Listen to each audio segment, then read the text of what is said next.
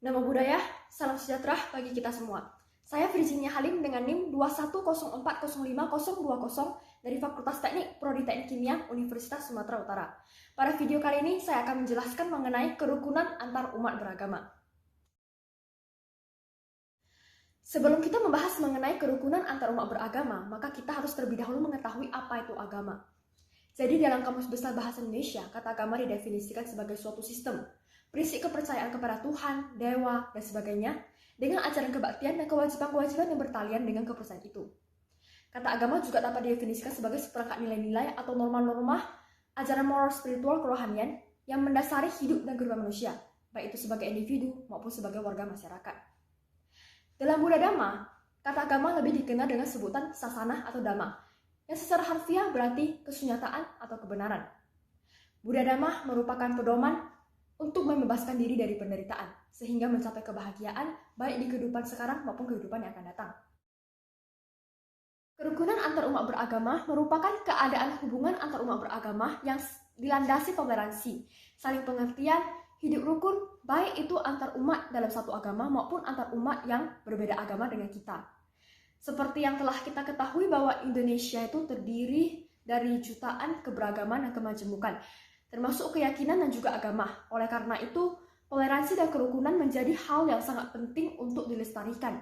Kerukunan hidup antar umat beragama itu bukan hanya diserahkan kepada satu agama saja, akan tetapi juga menjadi tanggung jawab bersama dari berbagai agama yang ada.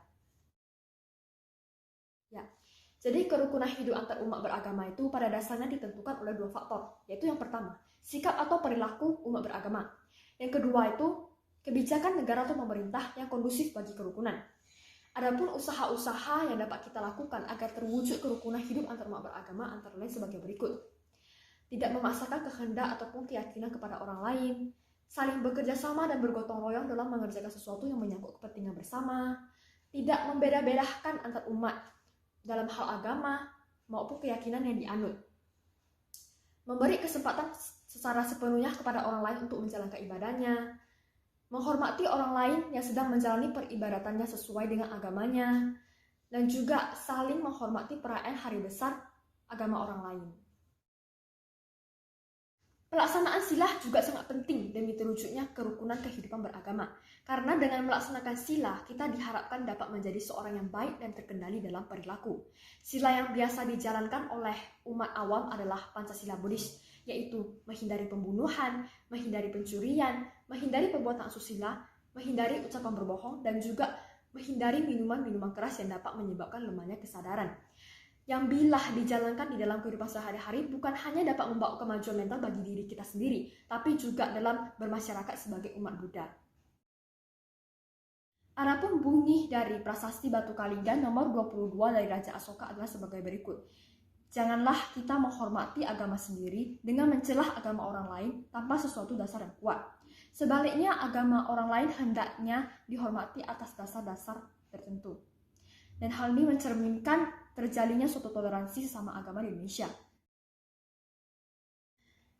Buddha telah memberikan petunjuk berupa 6 faktor yang dapat membawa keharmonisan atau yang dikenal dengan Saraniyah Dhamma yang tercantum di dalam Anguttara Nikaya 3 ayat 288 sampai 289, yaitu sebagai berikut. Yang pertama ada metta kaya kama, yaitu mengembangkan cinta kasih dalam perbuatan. Yang kedua adalah metta vacikama, yaitu mengembangkan cinta kasih dalam ucapan. Yang ketiga ada metta manukama, yaitu mengembangkan cinta kasih dalam pikiran. Yang keempat ada sadharana bogi, yaitu memberikan kesempatan secara wajar kepada sesamanya untuk ikut menikmati apa yang diperoleh secara halal.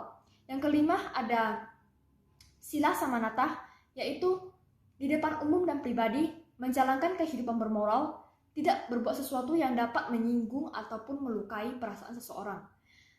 Dan yang keenam ada Dithi Samanata, yaitu di depan umum dan pribadi memiliki pandangan sama yang bersifat membebaskan diri dari penderitaan dan membawanya berbuat sesuai dengan pandangan tersebut.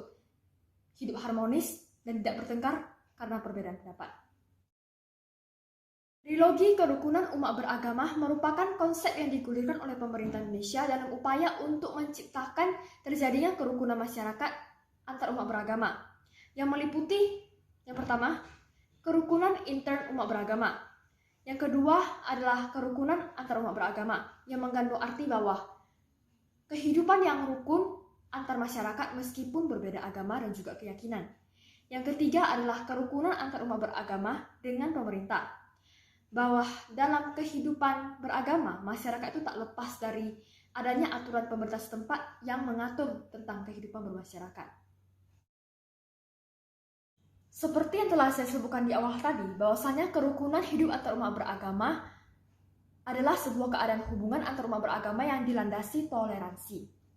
Jadi istilah kerukunan hidup antar umat beragama ini identik dengan istilah toleransi, yang mengandung arti bahwa saling memahami, saling mengerti, dan juga saling membuka diri dalam lingkai persaudaraan. Jadi terdapat 3 jenis dari sikap toleransi, yaitu yang pertama sikap negatif, di mana isi ajaran dan umatnya itu ditolak, hanya dibiarkan saja karena dalam keadaan terpaksa. Yang kedua itu ada sikap positif, di mana isi ajarannya itu ditolak, akan tetapi umatnya itu dihargai dan diterima. Yang ketiga itu ada ekumenis, di mana isi ajaran dan penganutnya itu dihargai. Adapun ruang lingkup dari toleransi adalah sebagai berikut. Mengakui hak orang lain dalam menentukan sikap atau tingkah laku, menghormati keyakinan orang lain, setuju dalam perbedaan, saling mengerti, kesadaran dan kejujuran, dan juga falsafah Pancasila. Contoh pelaksanaan toleransi antar umat beragama adalah sebagai berikut. Membangun jembatan, memperbaiki tempat-tempat umum, membantu orang yang terkena musibah, dan lain-lain. Sikap toleransi dalam mewujudkan kerukunan bangsa dapat dibangun melalui implementasi Brahma Wihara. Jadi 4 sifat luhur yang terkandung di dalam Brahma Wihara adalah sebagai berikut. Yang pertama, metta, cinta kasih. Yang kedua, karuna, belas kasihan. Yang ketiga, mudita, simpati. Yang keempat, UPK, yaitu keseimbangan batin. Yang jika kita praktekkan dalam kehidupan sehari-hari, maka akan mewujudkan kerukunan dan juga kedamaian. Sekian dari penjelasan saya mengenai kerukunan antar umat beragama. Terima kasih. Namo Buddhaya.